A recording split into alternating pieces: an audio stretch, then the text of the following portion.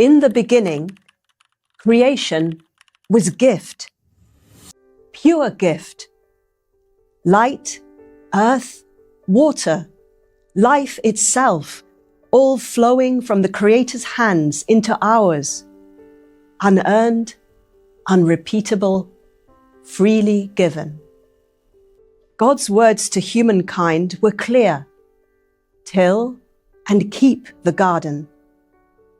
To till, to cultivate with care, to keep, to guard, to protect, to preserve.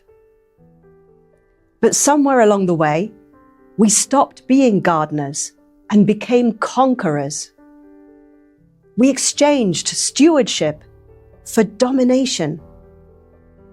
We forgot that the earth was gift and began treating her as possession.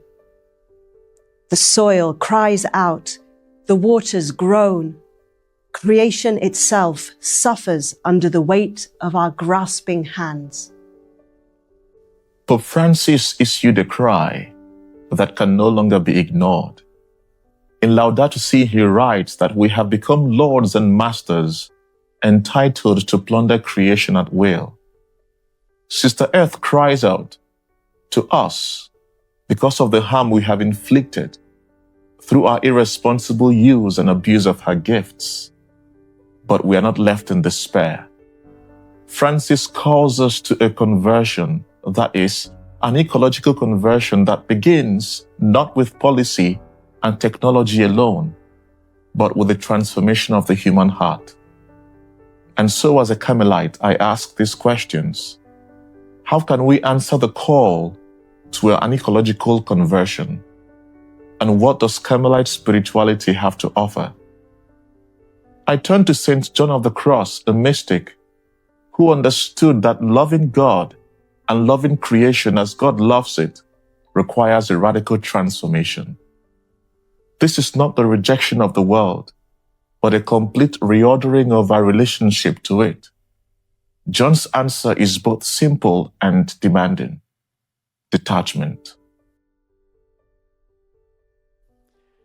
The spirituality of St. John of the Cross can teach us wisely that our ecological crisis has spiritual roots.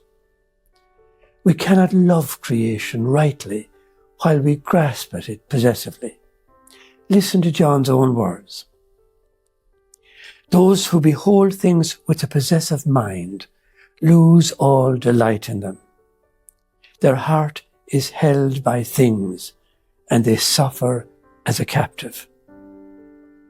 John saw what we are seeing very late in the day, that attachments don't give us more joy, they give us less.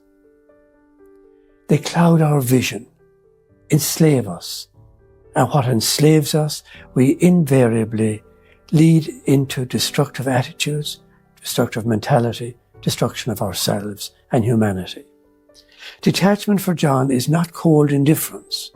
It's the only path to authentic love, authentic freedom, to receive creation as a gift rather than a possession. John of the Cross writes that those who free themselves of possessive joy acquire liberty of spirit, clarity of reason, and peaceful confidence in God.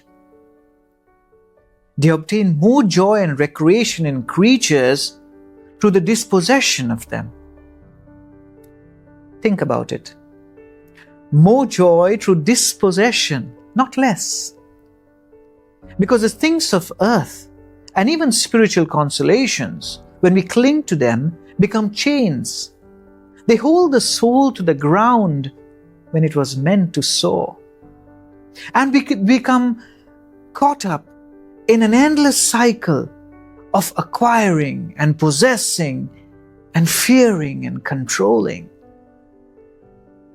Detachment sets us free. Free to love without possessing. Free to receive without consuming.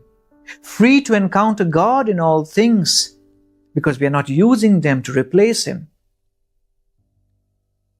The ecological crisis is a crisis of relationship. And we shall never learn to heal that relationship with the earth until we learn what John of the Cross teaches: how to love without possessing. And that is why John matters for ecology, because he diagnoses the spiritual roots of the environmental crisis. We have forgotten how to receive creation as gift.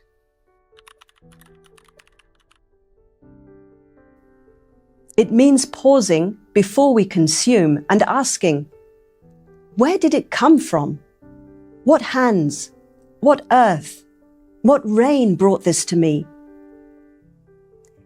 It means choosing enough instead of more, because an open hand receives more than a clenched fist ever could.